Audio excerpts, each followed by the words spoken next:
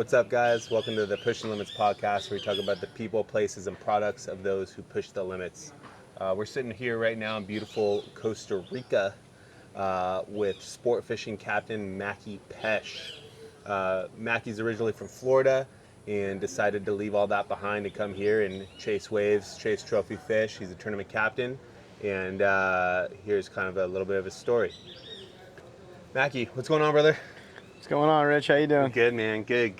Pura vida. Thanks, Pura Vida, baby. Thanks for coming on the podcast. I appreciate it, man. Yeah, man. So we've been boys for a couple years, man, and I've kind of seen you, build a life here in Costa Rica. You came down here, man, and drove your truck all the way down from Florida through Central America to get here, and now you're here. You're established.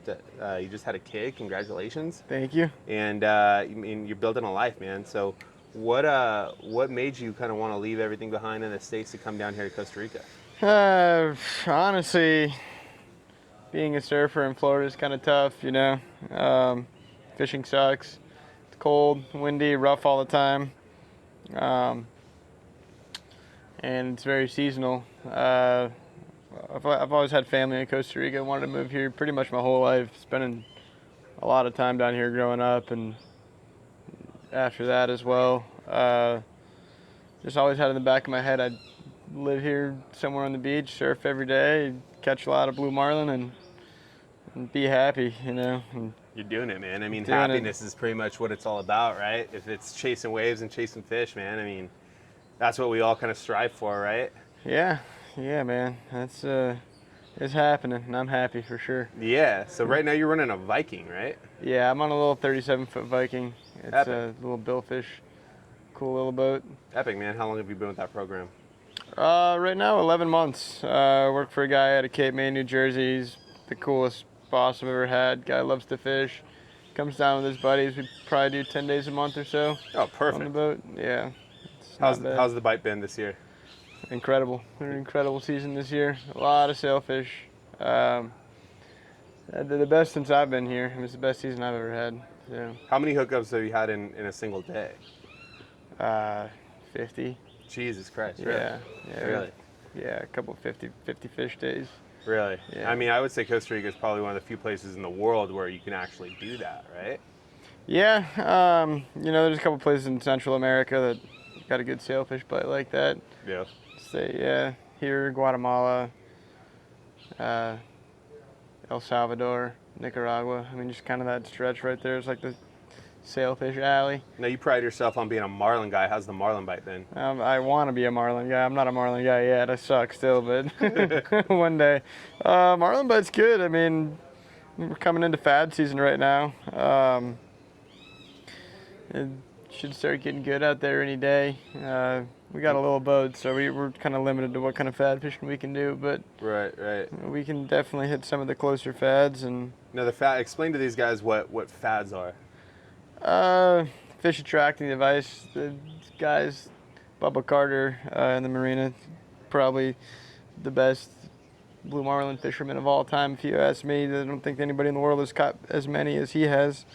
Being kind of the fad pioneer down here, they go out to the seamounts and different areas out 100 miles off. It's anywhere from 60 to 200 miles offshore. These guys set up big, they'll take a compressed air can and they'll float it in like 100 feet of water, and they'll anchor it down in thousands of feet. Well, they'll send the anchor down thousands of feet, and they'll attach stuff to this can, and after a couple weeks it starts to hold bait, and then eventually the idea is for it to hold a lot of blue marlin, and bait gotcha. start getting Awesome. eaten by those marlin. So it just creates like a little shelter for the fish, for the bait fish, and then the bait fish obviously attract the bigger fish. Yes. Awesome, man. Correct. Awesome. Yeah, I mean, we do a lot of diving on the fads, and man, I've seen them use everything from tarps to palm fronds to, I mean, you name it. Yeah. They're common all over the world, and everybody's got their style. We have a big problem down here with the commercial fishermen tying off to them and ripping them off. Really? They'll anchor up, or they'll tie off to them to kind of sit still while their long lines are out, or if they're sitting through a storm, and a lot of times it'll drag it as the wind pushes their boat away. Are these commercial fishermen local, or are they Chinese, or? I think both. Yeah. You know, I think it's locals that have. I think the whole industry was started and pushed by the Chinese, and Yeah. I could be way wrong, guys. So. I mean, I know. But there's a lot of Chinese influence, and a lot of big Chinese market down here. Yeah. It's Yeah. I know. kind I of mean, a I know for us, driving force in the for fish us in market. California, we've got just, I mean, a huge problem with it. They're down in Mexican waters. They got Chinese and Japanese purseaners down there, just completely wrapping schools of bluefin. Yeah. It's kind of a shame, man. Not much we can All kinda over the do world, about it, man. you know? All over the world. Yeah. I mean, so have you, since you've been fishing down here, have you seen any type of change in the populations? For example, the tuna population. Yeah, the anything tuna like that? population's gotten way better. Really? Yeah, because they push the net boats offshore. I don't know how far offshore. It's like 50 miles or so. You're not allowed to net tuna in Costa Rica anymore. So Really? when I first started fishing down here, it was kind of tough to catch a yellowfin. Now you go out and throw a rock and hit one. You know, and it's pretty special, the yellowfin fishery we have out here. That's epic. Is it year round? It's year round, yeah. Nice. Yeah, there's only a few days you go out there, you can't find them, you know. Nice. Yeah. Now, I was eating some yellowfin the other day. We had some beautiful sashimi and went and did a full, sushi kind of throwdown here at one of the local restaurants. And I feel like the yellowfin out here just tastes different than the yellowfin I have in like California. I mean, what's your they're thoughts on that? different than the ones we have in Florida too. I mean, I'm no scientist, I'm kind of retarded, but they just have a really high fat content. I'm assuming it's what they're eating. You talk to guys like Noah Haskup, who's in the water every day with them. Yeah. Says they're eating a lot of squid and a lot of shrimp and crabs and stuff that I don't really see them eat over on the East Coast. Really? So Okay. That makes a lot of sense. maybe that has something to do with it. I don't know. A lot of bait here. Yeah. Maybe they're just fuller fish, but they are definitely tastier. Yeah. Yeah. That's awesome, man. So, I mean, other than the fishing, what else is there to do down here in Costa Rica? I mean, what brought you down here, and how are you kind of pushing the limits? I moved to Costa Rica because I don't like to sit still. And being a fisherman, you do have a good amount of free time if you're working on the right boat. And I mean, we do something in the jungle every day. We surf every morning. You're hiking, overlanding, surfing, like I just said, spearfishing. I mean, it's endless. You got a whole country full of untouched rainforest. Well, a lot of it's cut back, but they're cutting more down, unfortunately. You see what's going on down in Pavones right now. What's going on down there? The municipality of Golfito just wrecked a couple of restaurants and grocery stores. They're building a road right through the middle of town, and the rumor is they're trying to build a big resort on the wave and privatize the wave. Really? I don't know how true everything is beyond they did knock down a couple of businesses. Yeah. And I don't really know the full backstory, but they're definitely gonna cut more trees. Oh, man. Yep. That's definitely a bummer. Have you seen a lot of privatization of beaches and waves like that? Haven't been here long enough. Yeah. I've come and gone to where there were waves that were in the jungle and hidden, and there was never anybody on them. Now you go and there's a full beach town on them. Yeah. With resort. And in Costa Rica, legally you're not allowed to restrict water access to the ocean. Really? So like any coastline is public here, but if you're the right guy with the right money, you know, you can make anything happen in this country. So corruption definitely runs freely, but it's not too bad when you compare it to the rest of Central America. It's actually pretty good compared to the rest. Yeah. Yeah. Well, moving down here, man, I mean, that's no small feat in itself. I mean, what was it like? I mean, you basically picked up, left, and said, hey, I'm going to move down to Costa Rica and kind of try and chase something. What was it like getting down here? Shit, it took me probably 7 years to make it happen. Every boat I worked on, I was trying to get the boss to bring the boat down here. Really? You know, yeah, but finally I found the right guy. This boat I was working on called the Vitamin C. It was a Viking out of Miami, and convinced him to come down and go fishing, and he did, and we had the boat here about a year. He sent it back. It was a little too hot for him. He's an old man. He had some health issues, so that didn't last too long. But once I came down and spent a little bit of time, I was able to jump into another job pretty quickly. When he sent his boat back, he called me and said, "Can you come pick up the boat in Florida?" I was like, "I'm not going back, man." Like, that's it. I'm here to stay. This place drew me in. Yeah. I I mean, mean, it's easy to get hooked. yeah, the fishing's incredible. We had great waves every day. Really cool people. There's a really big community of Americans down here. A lot of cool Costa Ricans too, but you know, it's a lot easier and more comfortable when you feel like you have a little bit of home with you, you know. It's Right. not you're getting dropped in the middle of Asia here, and you know, it's pretty Americanized. Yeah. Yeah, you can't beat it. Yeah. What was it like? You drove all the way down here from Florida, right? I did. What was that like? It was interesting. Yeah? Yeah, Yeah, tell me about it. it had some moments, man. I'd love to do it again, but now that I know a little more, I can get a little more prepared. I had a Tacoma sitting in Florida for a couple years, and it was just, I would drive it when I went home, but it was just kind of sitting in the parking lot of the yacht club in Key Biscayne. And I wanted to bring it down here. That was my intent when I bought the thing. I knew I was going to move to Costa Rica. I was like, you know what, I'm going to keep this truck for a couple years, and I moved down there, I'll just take it with me. And I was looking at shipping, and the shipping honestly probably would have been cheaper, but I was getting ready to sign a deal, put it on a ship, and I was like, if I don't drive this thing down here, I'm a bitch. Like, I called my buddy Callan, who lives in San Diego. You met him. Yeah, I did. And, I met him. He was my Uber driver. Yeah, Callan's wild, man. Yeah. He's my craziest friend. That was like definitely my most down friend that I would take in a situation if I came across something uncomfortable, and I just don't think he really cares about life. So I was like, all right, this guy's good. We all need those friends. I've got a couple of those. Yeah, he's a trip. So called him. I was like, hey, dude, like, you want to drive to Costa Rica tomorrow? He's like, yeah. I was like, all right, I'll buy you a flight to El Paso. I'll pick you up in 2 days. And he's like, okay. So I was like, all right. I drove to my dad's house, got all my stuff that I still had in Florida, packed in the back of the truck, filled it up with gas, and took off, man. Damn. And it was kind of just one day to the next. I didn't have anything planned. I didn't have any idea of. I just Google Maps it. Really? Yeah, I was like, you know what? Fuck it. Like, the only way I'm gonna go is if I just go right now. Damn. Now, So- what was like the most sketchy part of that drive? Oh well, we'll get there. If you want me to just tell the story. Yeah. So I take off from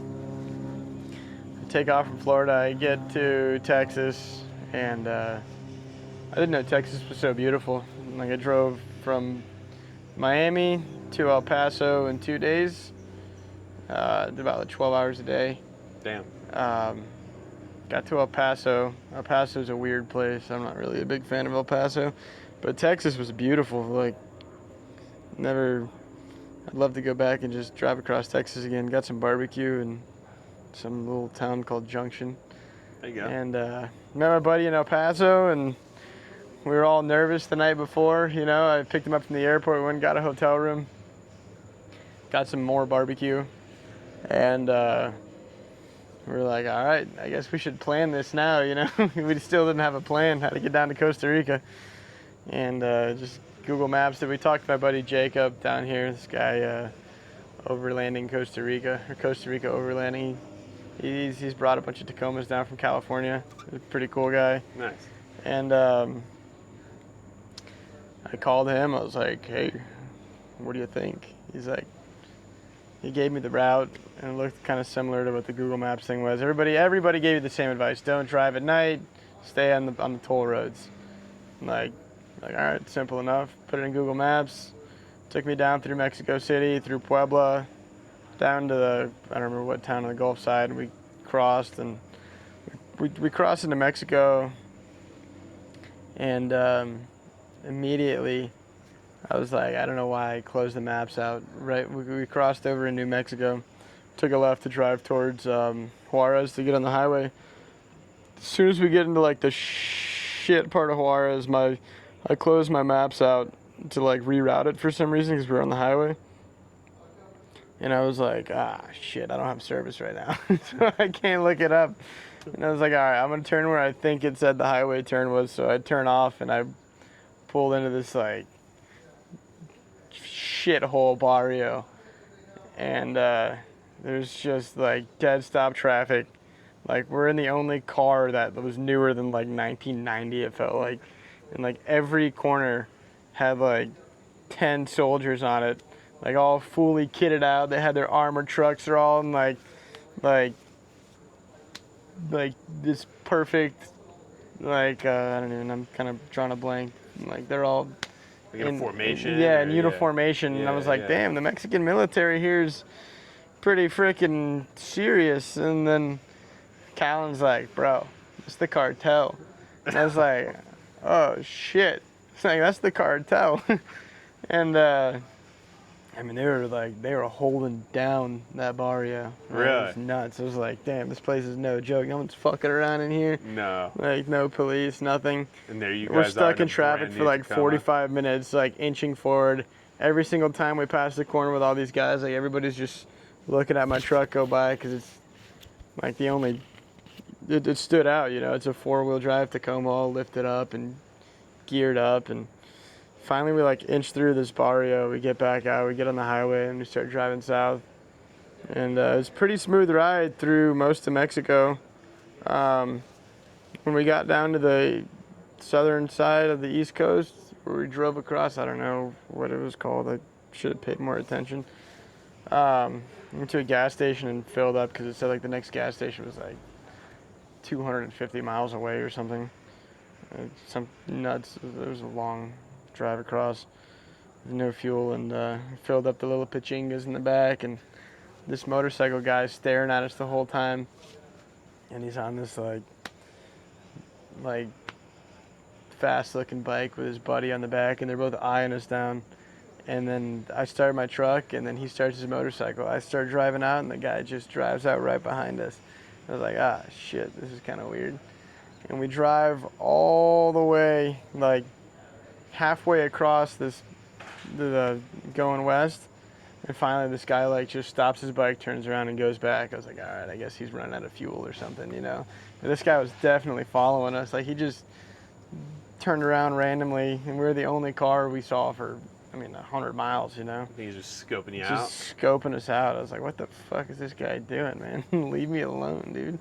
Fuck, make your asshole I'm pucker a little not bit. trying to die in Mexico. All right. And we get across, and as soon as we pulled into what's the southern state there? Whatever.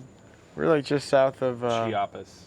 We're in Chiapas. Right. I don't know, man. Yeah. I don't remember any of this Okay. stuff. We were just south of like Puerto Escondido. We went south. No, it's not Chiapas. It was look on my head before Chiapas. It would be I don't know.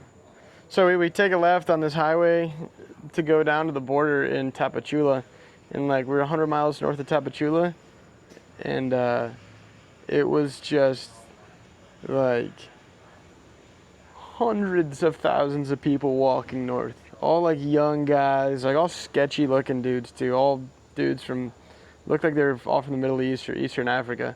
Really? And like all of them walking north to the States. And it was like caravans and hectic shit with people on the back of scooters and buses coming and picking them up, and the roads were clogged up. And it was just a giant caravan of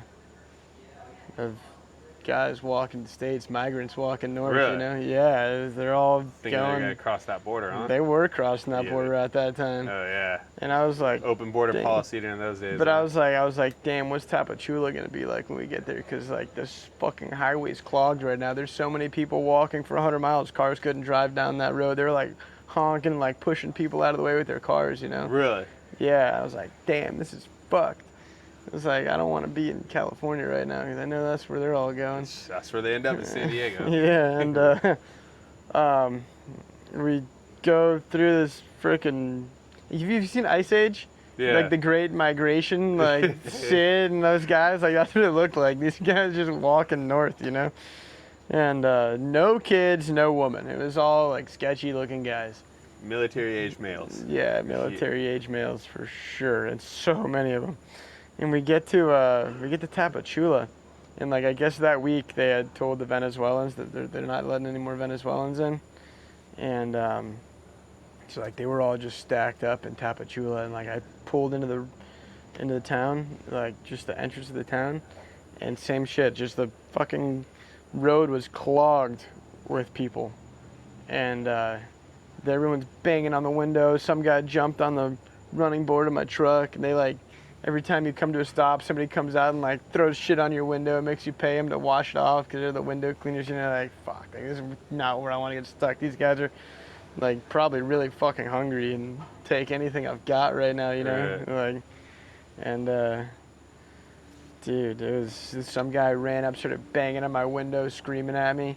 And he was smacking it so hard, I was like, dude, my window's gonna break. And he's yelling like right here in my glass. I was like, you know what? Fuck it. Like, I'm just gonna start mowing motherfuckers out of the way. And I started driving a little faster, and the road kind of like felt like Moses, you know, like parting the Red Sea. These guys just started like, oh shit, crazy gringo coming through, you know. This fucking road started, so I fucking hauled ass all the way into Tapachula. I was like, fuck these guys, I'm going to the hotel. And get to the hotel, and like everybody kind of, we were like, no shit, like 2 days we made it through Mexico. We slept one night in Puebla, and actually we slept one night some other thing. I think it took us 3 days to get through Mexico, and that's when like that was like what I thought. I was like, damn, all right, we're through the crazy part of the trip. The rest is gonna be pretty chill. And we wake up the next morning and we go to the Guat-Mex border, and dude, that was insane. What happened? Holy shit. Like, talk about just like free for all, everybody doing whatever the fuck they want. Like, it was like it was animalistic, man. Freaking pull in there, and like everybody's just the guy that I paid some guy like $20 to help me with my customs paperwork and like walk me through the aduana.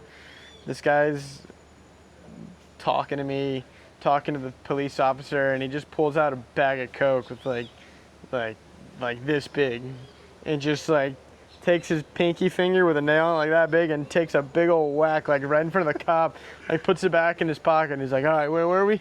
Like, what the fuck, dude? Like, goddamn. and they were sitting there, and like, dude, you saw the sketchiest characters of all characters. Like, you saw guys that you were like, damn, this guy's not a good dude. Really? Yeah. Oh man. And So are you nervous at this point or what? I was still having fun. I was like, at this point, I was like, you know, I'm already here. Like, I might as well just enjoy my death. Right. So, we then all of a sudden, like, the police come. They're like, everybody out of the street, everybody out of the street. Like, clear the streets out. Everybody moves their cars in like a caravan of like 5 like F-250s come mobbing through the border with like 10 dudes with guns in the back of each truck. And like these guys like fly through, man. It was insane. Like, and then as soon as they passed through, this is like the cartel was just moving shit through, you know. As soon as they passed through, like chaos, like everything just went right back to normal. Everybody started selling shit again, and Damn. like streets were crowded. You had Venezuelan guys and all those African guys trying to get into Mexico, and they're not letting them through the border. The cartel just fucking opened the door for them. No. They were getting smuggled across. Like you had guys that would like, somebody would come up to them, and like they all had these big envelopes of like $100 bills, like just fresh, crispy bills, dude. Somebody gave them that money, and we started talking to one of the guys that was taking people across. They would go through the bushes like a kilometer. We're gonna have to head inside. Yeah. All right. So we had to move inside, guys. Move inside. It was pouring in there, so pouring out there. Yeah. So we're the back. Mexico border. These guys were showing up with these like envelopes. So I think they each had $7,000, and is what they were given wherever they were coming from, and that was to cover them. I don't know who was giving them money or what for, but it was to cover their trip from. They were leaving from Eastern Africa, and a lot of them were coming to Honduras in container ships. Really? Yeah, so this is coming from the guys. So like I said, they're smuggling guys across into the Mexico border, like a kilometer away. They were just taking them through the woods and across the border. They were showing somebody over there was giving them a bunch of cash to make the trip. It was like pay their transportation. And I was talking to the coyote dude that was bringing them across, and he said a lot of guys were getting killed, just like they'd come and try to get smoked across, somebody would kill them and take their cash, you know. Damn. And but a lot of guys were coming through, and yeah, I was like, oh, this is kind of crazy, man. Really? Like, So a lot of shit's getting- Africans and Middle Easterns? Yeah. And all that? Wow. All Africaners and Eastern Africaners and Middle Easterners. Oh, wow.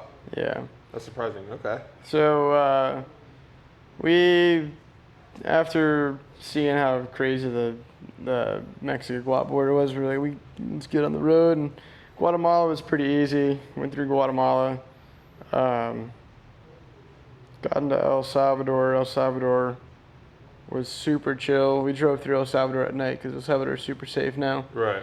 We just busted through, got all the way to the Honduras border, and got a couple hours of sleep, and woke up the next morning to go to Honduras. And Honduras, a lot of people warned us about and said, kind of be careful, be on your toes there. And we went, the border there was a pain in the ass. Like Callan, there's a little bridge that goes into Honduras. They stopped Callan, they wouldn't let him across the bridge because he had a passport that was expiring like 2 months later. They need 90 days. Oh, shit. And I was like, well, we're going to be through in an hour, you know, like we'll be in Nicaragua. The lady's like, nope. So I was like, all right, break out the Brazilian passport. He breaks out his Brazilian passport. The lady's like, nope, you're not vaccinated for yellow fever. I was like, what the fuck is with this lady? We tried bribing her. It was like the one non-corrupt customs agent in all of Central America we happened to get. So I was like, all right, let's rethink this. And we find some guys that were smuggling people from Honduras into Guatemala. And we're like, hey, like, give you a couple bucks and get my buddy into Honduras, you know? So he was like, all right, no problem. Just you go do your thing, and when you get through the aduana, your buddy will be waiting for you on the other side. I was like, all right, I hope you don't die. Like, don't, like, leave all your valuables with me, you know? Like, don't take anything but your phone, really, in case you got to call me or something. And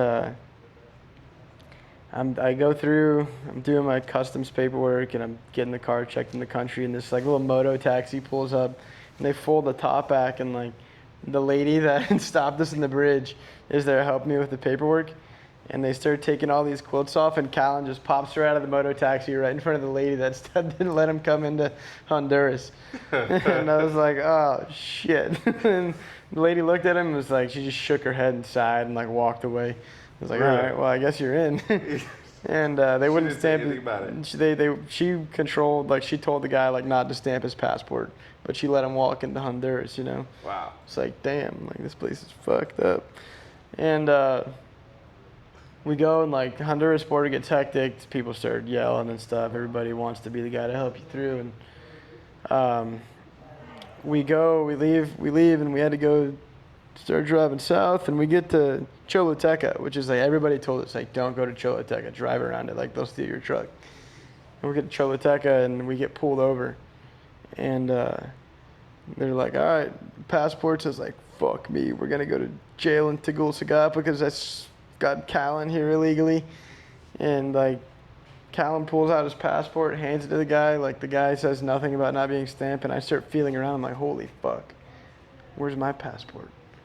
And I had an air tag in my passport, and I pulled it up, and my passport was in, like, some random town by the border.